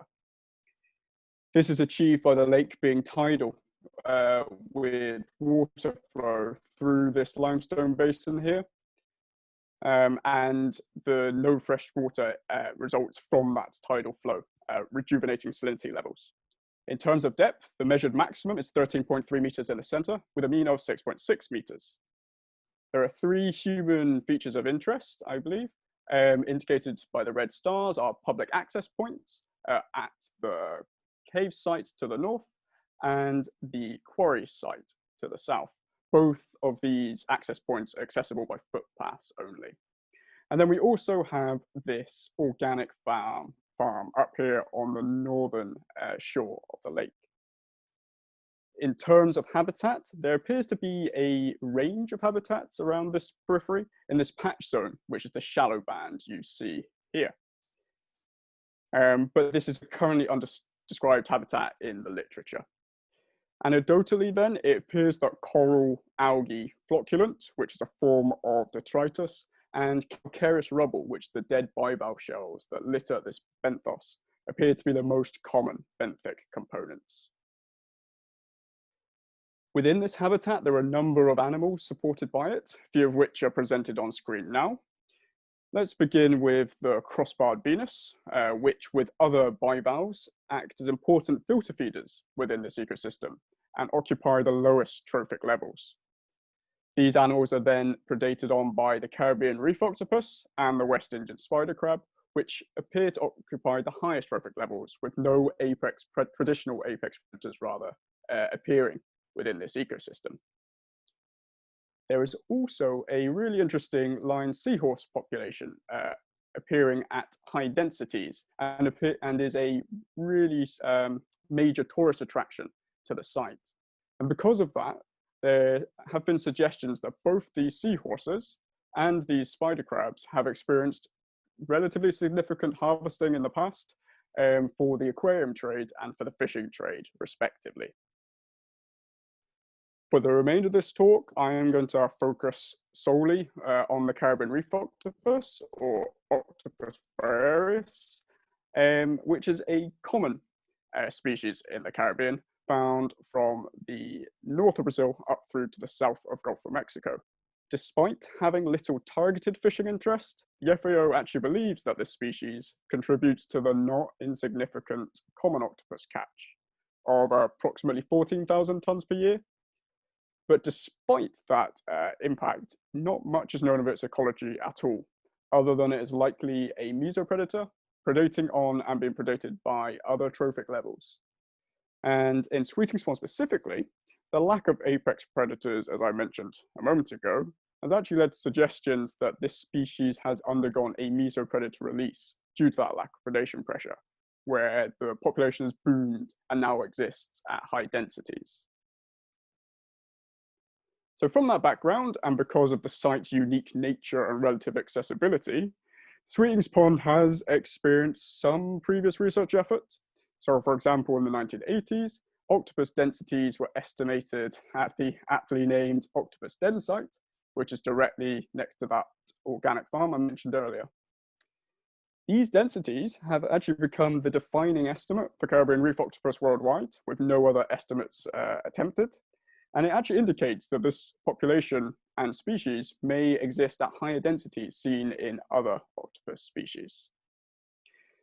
And secondly, there's been some interesting research spearheaded by Professor Mason Jones and colleagues from the University of Tampa on the seahorses, performing lake-wide seahorse surveys. This work has highlighted that Sweeting Spawn actually supports the highest population of lined seahorse in the world. And that's a particularly important finding, as that species is classified as vulnerable on the IUCN Red List. As well as this finding, Professor Mason Jones's work has also shown that the species is displaying morphological changes, with animals being not only smaller in size compared to coastal equivalents, but also displaying a shorter tail relative to their body length. And these changes highlight how Sweeting Spawn has the capability to drive unique evolutionary trajectories compared to the wider marine environment. And so I believe it should experience some greater research effort in a bid to answer wider evolutionary questions in the marine environment. So based upon this previous research, interesting ecosystem, this study aimed to reassess the octopus population of Sweeting Spawn, whilst also expanding the scope of its study away from that single site focus to encompass the entire lake perimeter. This would provide the first contemporary data in just under 40 years, and to allow the temporal study of the population's dynamics. We also applied ecological models to predict the ecosystem parameters that best influence and predict the octopus distribution in a bid to inform management decisions involving the location. To achieve these aims, we applied the same methodology as in the 1980s, involving 30 by 30 meter quadrats underwater.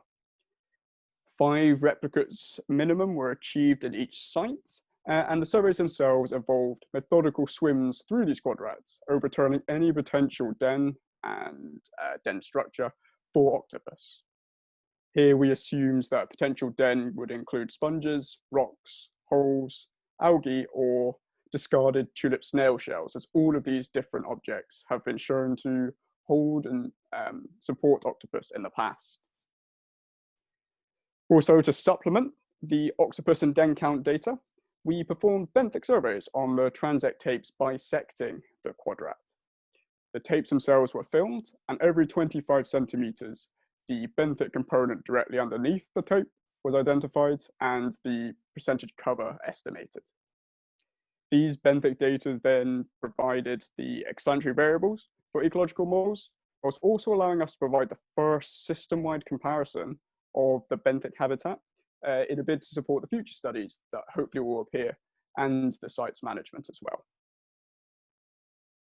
So I'd like to share a few headline results from this work with you. Let's begin with that across the 27 surveys, 17 octopus were observed. But as you can see in this figure, actually only 28% of the surveys yielded at least one octopus, with certain sites more likely than others to display octopus. So, for example, the control site displayed more octopus than Grouper Cave, which as far shore sites displayed more octopus than the near shore sites. When we pooled that octopus abundance across sites and attempted to estimate a kilometer scale density, which in this case was 640 individuals per kilometer squared, there appeared to be no significant difference between the 3 years of data that we have available. This even includes the assumed abnormally low 1983 density estimate in quotation marks, as suggested by the original authors. But as you can see, that 280 estimated density falls well within the confidence intervals of our 2019 estimate. In terms of ecological models, only den abundance, calcareous rubble cover, and Atlantic wing oyster percentage cover were selected as optimal model predictors. We did explore other possible predictors, such as depth, site, distance to public access points, and other various benthic components, but only these 3 variables were retained in the optimal model. That is, calcareous rubble cover, den abundance, and wing oyster percentage cover. Octopus count was positively predicted by increasing calcareous rubble cover, whereas actually increasing the den abundance decreased the octopus count, whilst oyster cover had no significant influence. And finally, in terms of results, benthic comparisons between sites were assessed using analysis of similarity and presented here as a non-metric multi-dimensional scaling plot. Here, the degree of overlap between confidence intervals indicates degree of similarity, and this plot actually suggests there are 3 major benthic habitats within Tweeting's Pond. So, for example, Control and Grouper Cave appear benthically similar, whereas Quarry, the northern access point, appears distinct from all the other sites. And this latter result is actually due to the Quarry displaying a relatively high cover of flocculant, so that detritus, compared to all the other sites. So those were the key results from this bit of research, and I'm going to attempt to try and bring them into context for you. But unfortunately, no population estimates are actually available for Caribbean reef octopus in the wider marine environment, which forces us to draw comparisons to the phylogenetically and assumed ecologically similar common octopus.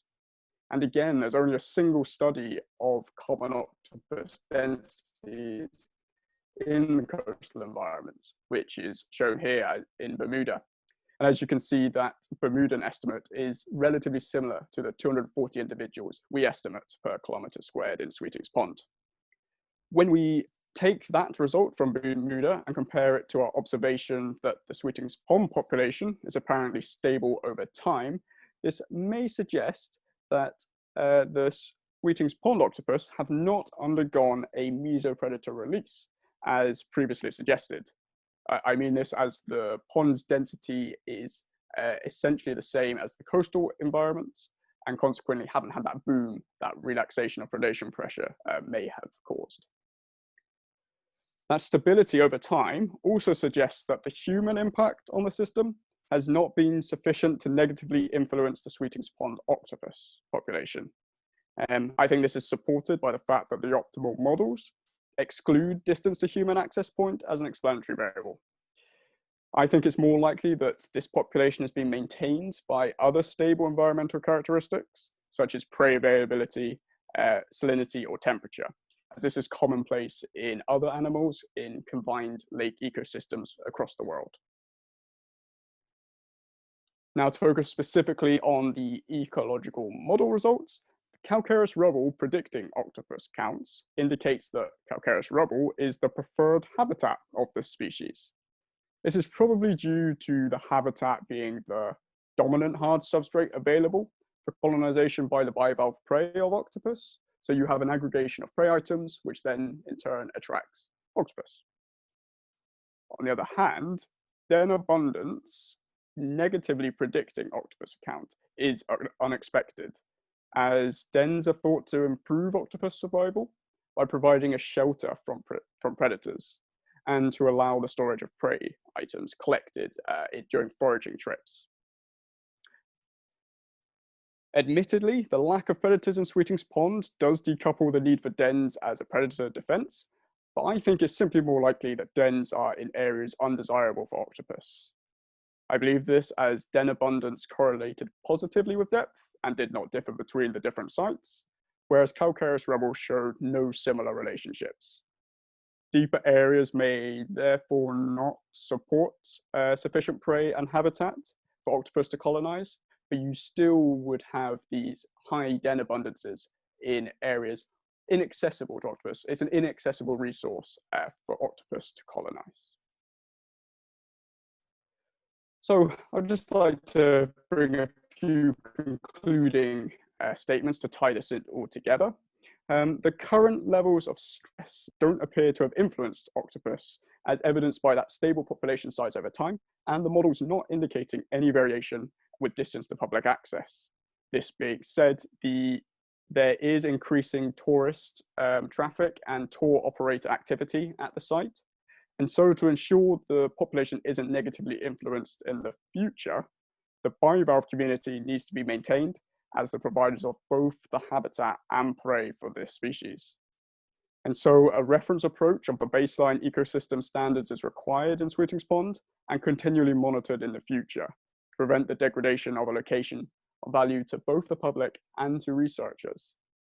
I say this because Sweeting's Pond is a unique ankyline system and has the potential to act as a natural laboratory for marine research and allow us to ask questions about evolution and good management practices at the community scale, which is often lacking in some studies of this type. And if this is achieved, this Sweeting's Pond could act as a similar model system to White Woods for birds or Lake Victoria for cichlid fish. And I hope the data presented here will contribute to that monitoring and management of Sweeting's Pond as a site that the Bahamas can be proud of. So thank you very much for listening. Be happy to take any questions at the end of this session. If you'd like to go into some more detail, I'd recommend having a look at this recent publication of ours in the Journal of Experimental Marine Biology and Ecology. I'd like to say a final thank you to the Lyford Key Foundation and the British Ecological Society for funding this work, and the Department for Marine Resources for their support of our research, the BNT for hosting this event, and finally, the interns, local students, and visiting groups who supported all this data collection in the field. Thank you very much. Thank you very much, Mr. O'Brien. And thanks to all of our presenters today. And thank you for our audience for staying tuned. We want to thank you for supporting us by being here with us, giving your questions, and also even helping out in other ways, whether it's volunteering in the field or becoming a member of the Bahamas National Trust or one of the other organizations here today. We ask that you join us for future webinars. We're going to be doing our webinar series into August. And so with that, I want to ask you if you can join us for a question and answer section. The first question is going to go to Dr. Dean Grubbs, and we're asking if there's any research being done to determine if there's a genetic relationship or distinction between populations of small-tooth sawfish in the Bahamas and in Florida. Yeah, can you hear me okay? Yep, we can hear you well. Okay, great. So there is some work going on by a couple of different groups to look at that, and there is a genetic distinction between those two populations. I saw the question it asked about subspecies level. It's not at that level. It's definitely more of a population genetics difference. It's the analysis isn't robust yet, primarily because we just don't have enough samples yet from the Bahamas population. And of course, if we could get additional samples from the abaco, abaco marl sawfish, that would help as well. Before there's just one sample from there. But yeah, there is evidence that they are genetically distinct. Okay. And we have two questions that are somewhat related, and they're directed at all presenters. So how have you been involved with local organizations or local individuals or communities as you do your work? And how would an individual find their way to cooperate with you, whether they're a student coming out of high school or somebody in university or at the University of the Bahamas? Yeah, I can take that one. This is Austin Gallagher here. So great question. Obviously, that's something that's very important for all of us to consider. Speaking from our perspective at Beneath the Waves, we've been working with high school students through the Exuma Foundation in our work at Exuma. So every time we have a trip, we typically have them come out and assist with research, get hands-on. We've done that probably 3 or 4 times now. I think exposed probably close to 2 dozen students. So it's been great, and a lot of these students are having internships already through Exuma Foundation. So this is an additional way for them to get involved, in a variety of different types of marine research. I can, this is Matt from the Bimini Shark Club. Can you hear me okay? We can hear you well. Okay, yeah, so we can also talk a bit about that. One of our big priorities here at the Shark Lab, because we're here year round, is we have a lot of volunteers and students that will come and live at the station with us and get hands-on with all of the activities that we do. Unfortunately, we've been closed down since March, and I'm not exactly sure when we're gonna slowly reopen as things become safe, but typically these are college students. Actually, Giselle is a perfect example of we have a lot of Bahamian students during the summer. There's actually a scholarship program where we cover everything for them to come and stay with us and get all of the hands-on field work that they might need. So I would just say for anyone that's interested in that, they can go to the Bimini Shark Lab website or go ahead and email any of us, and we'll get back as soon as we can, and when we have a good idea of when we might be able to start accepting students back at the lab. I hope you don't mind if I answer this question as well, Bradley. Please do, and if you offer any sort of information, you can even type that in so that people can find these websites and these resources in the future, because I'm certain that people are really eager to hear this. Yep, so this is Duncan O'Brien speaking with CORE. CORE's main message is to try and integrate local Bahamians into the research process, and I feel we achieved that very well through the Sweetings Pond research. And one of the greatest benefits of Sweetings Pond being right at the doorstep of Gregorytown, where CORE is based, it is a natural classroom, if you like. We are able to go out into the field and introduce students directly to that environment. And many contributed to the benthic data collection during this particular study. And that can be found at coresciences.org, which I'll leave a link down in the chat below. Very much appreciated. Sorry, if somebody else was speaking. This is Dean Grubbs. I was just going to chime in on that question as well, if that's okay. Yeah, so we've obviously collaborated with the Bahamas National Trust and the folks at Atlantis on a lot of our conservation efforts, but we also have involved Bahamian guides both in ANDROS as well as in Abaco to assist with the research. In terms of getting students involved, we've actually discussed this with folks at the Bahamian National Trust, as well as folks that work that run Sharks for Kids, to try to come up with an avenue that we can incorporate Bahamian school kids into our research. Obviously, working in ANDROS is pretty remote and has some logistical challenges, but that's one of the things we would really like to be able to do in the future. Thanks. Superb. So another question we have is looking at another more of the sustainability of shark populations and humans coexisting with them.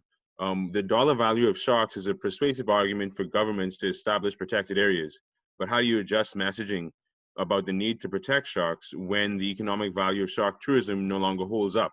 What about circumstances like this pandemic? And then to add to that, Dr. Gallagher mentioned something about tiger sharks having an influence on blue carbon cycling. I'm thinking that, you know, if you could address those at the same time, not just Dr. Gallagher, but anybody who wants to offer answers. Sure.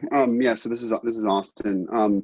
Yeah, I mean, I think that what we've started to begin demonstrating preliminary data, of course, but with our tiger shark seagrass habitat use, for example, is that they are spending a lot of time in these habitats, and seagrass beds are, you know, incredibly important for carbon sequestration and holding carbon.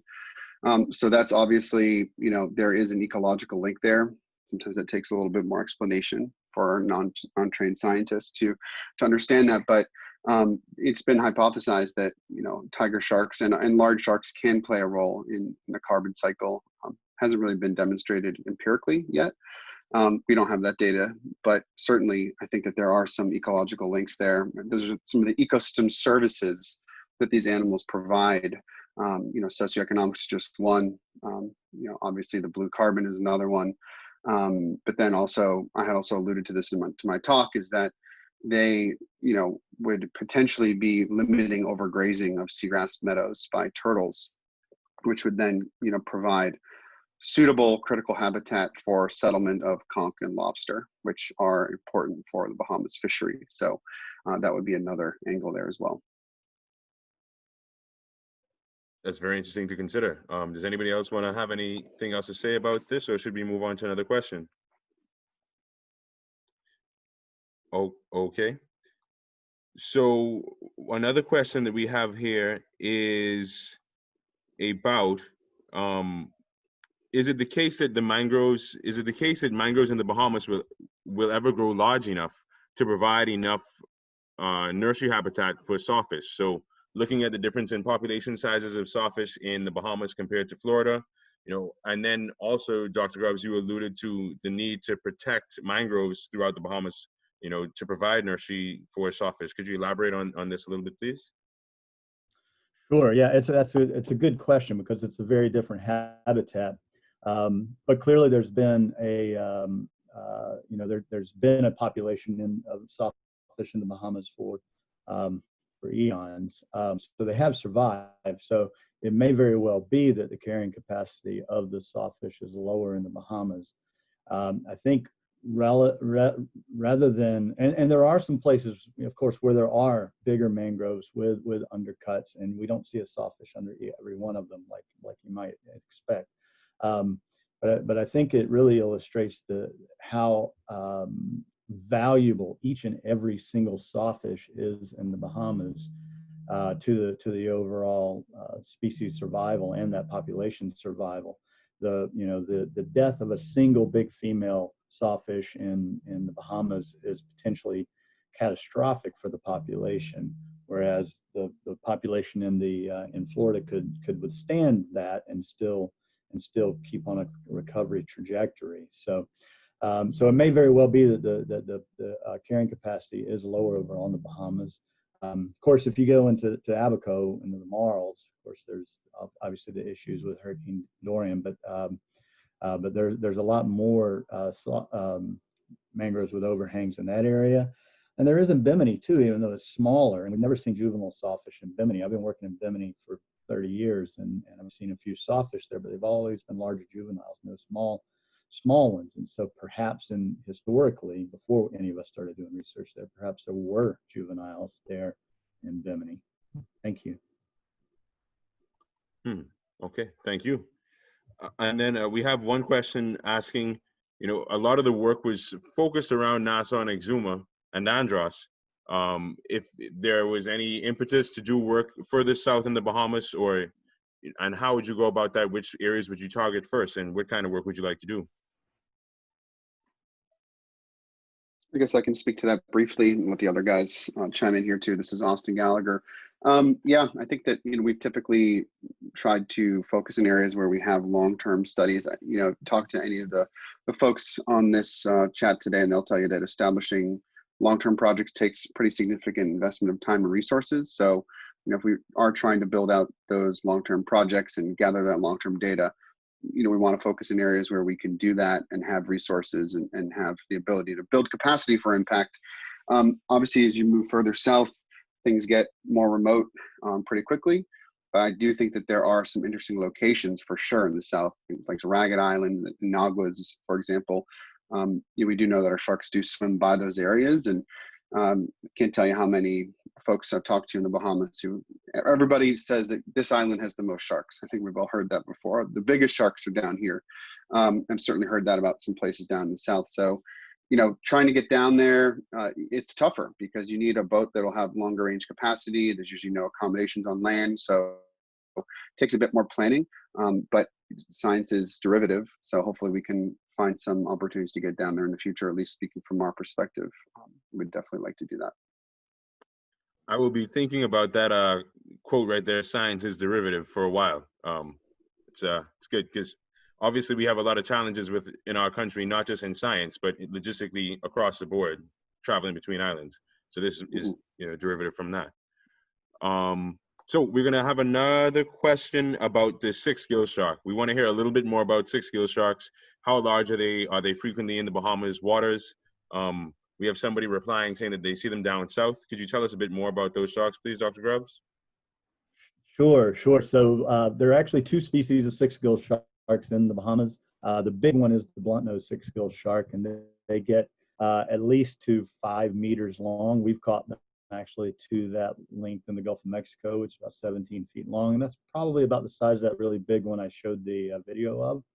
It seems in the tropics to warm temperate latitudes around the world, if you sample in the 200 meter to 1,000 meter zone, so 700 to 3,500 feet or something like that, they tend to be the dominant large shark at those depths around the world. And so we've actually tagged them in 6 different areas around the world, including we've tagged 6 or 8 big ones in Exuma Sound in the Bahamas as well. So they tend to be the dominant large predator in that area at that depth range. Okay, thank you very much. And we talked a bit about the small-tooth sawfish in the Maws of Abaco. So the last question two last questions. Do you think that the relative site fidelity of reef sharks is connected to marine tourism-based activities? There seems to be a connection in New Providence, but is that the case in Exuma as well? Yeah, I think I could probably speak to that one. This is Austin here. I think there's definitely potential for it. I mean, there's obviously a very well-established shark feeding site on the southwestern side of New Providence Island. We have receivers up and down that whole reef track there from the mainland, probably about 15 miles south. But we don't tag at all near those sites. We've never tagged any of those provision sharks. We do know that the sharks that show up, 20 or 25 of them can be identified individually by the tour operators. So we're not tagging any of those because we don't want to have that type of confound in our data set. Certainly the animals could be swimming by those receivers because that's just the natural habitat for them. But we try to tease out any type of ecotourism impact by just not including those individuals.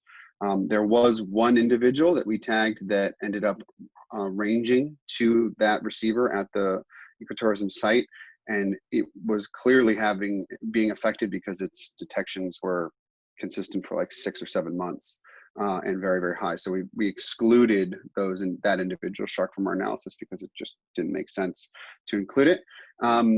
So hopefully that answers the question. There's nothing like that in the Exumas to my knowledge. I mean, you obviously have the nurse sharks at Compass Key and Staniel, but we're not interested in those individual sharks at this time. This is Matt from the Bimini Shark Club. I could talk a bit about. Please do. Can you hear me? Okay.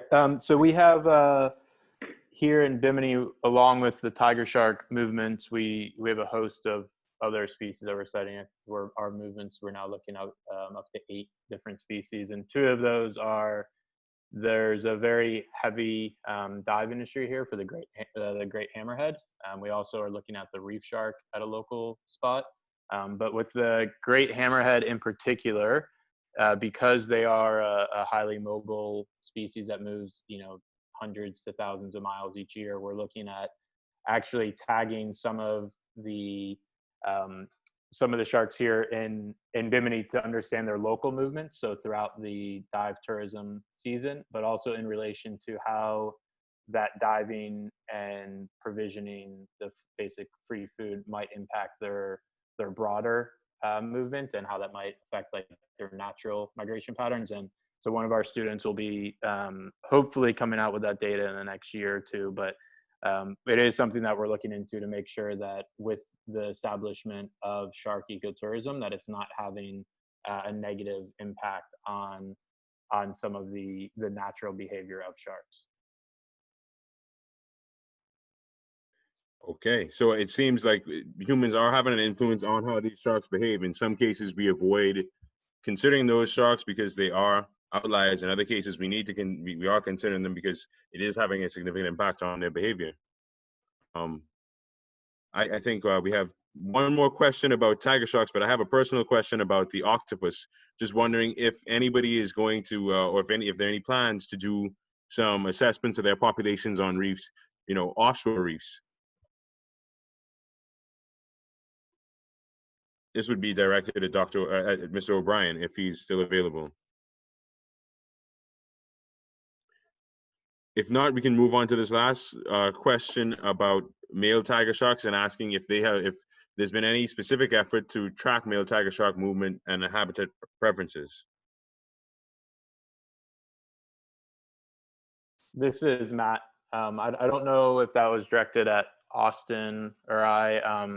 From the Bimini data, our shallow water longlines is dominated by females in general.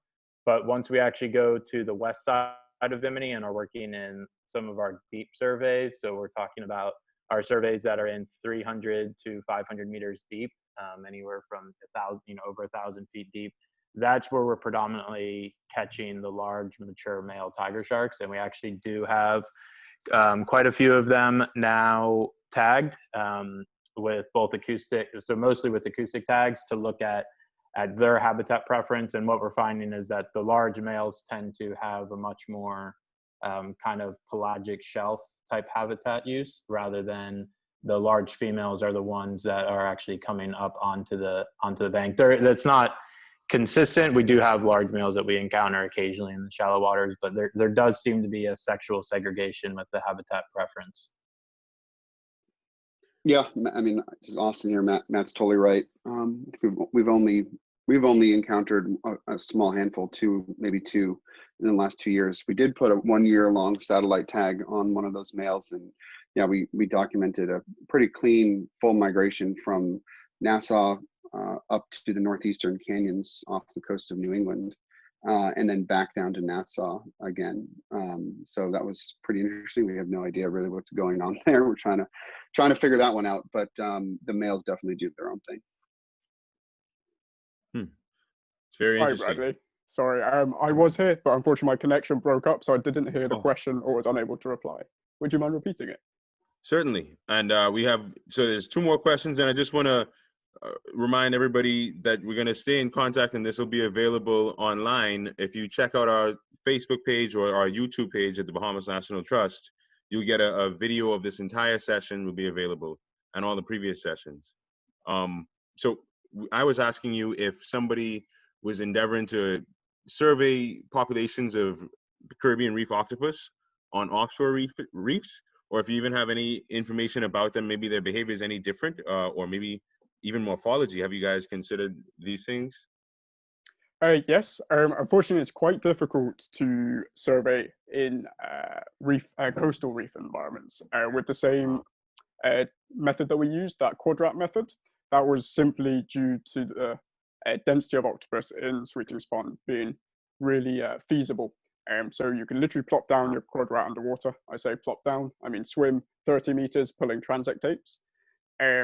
But it's very easy to encounter octopus in those scenarios. Whereas in the coastal systems, maybe the use of artificial dens, which we are in the process of showing, aggregate octopus much better than random surveying methods. So using such artificial dens would be one such method of aggregating octopus to give a better density estimate than doing large-scale surveying. That explains why everybody's been using the numbers from Sweetings Pond Exactly. for the entire Caribbean. Okay, great explanation. And then the last question is for Dr. Grubbs, asking about surveying in the Marls of Abaco or the creeks of the Berry Island or the Jolter Keys for sawfish. If you could just tell us about your efforts there, please. Yeah, so far the places that we've done surveys are essentially directed by, the density of records we were able to get through mostly fishing guides, but also dive operators and things like that, but mostly flats fishing guides. And so that's how we ended up in the marls for the one trip that we did there, and we did tag one sawfish there. But and we have a few records from the Jolters and from the Berries, and there are a few records here and there from all over the Bahamas. But it's really ANDROS is where like 80% of those records are, and most of the remaining ones are from Bimini. So, given the logistical difficulty of doing the work and the surveys and the expense, we concentrated mostly in ANDROS to date. We'd love to spend some more effort in the marls, particularly. And by the way, the sawfish we tag in ANDROS, they do go to the Jolters. So those are some of the same sawfish, and we've tagged one on the east side of ANDROS as well. But in the marls, all of the guides we worked with, it seemed every guide has essentially seen one or two sawfish over their careers, and whereas the guides on the west side of ANDROS see one or two sawfish a month a lot of the time. So the densities are much different. And so we've concentrated the effort where the high densities of sawfish seem to be, relatively speaking. But thanks for the question. And anybody has any records of sawfish from anywhere in the Bahamas, we would love to get those. We would love to get those records. Okay, thank you for your answer. And thanks everybody for their time today. I think it was a really great session. It was quite exciting. And I want to let you guys know that we're going to be having another edition of our series next week, Wednesday at 2 p.m. We're going to be talking about the future of the Bahamas' fisheries industry. So 2020 and beyond, the fishing industry's future. So tune in if you want to learn a little bit more. And I hope you enjoyed today. All the best to everybody. Thank you. Thanks a lot. Thanks. Have a great week. Thank you very much for having all of us. Thank you to our speakers and attendees. Really appreciate you guys. Thanks for the great session.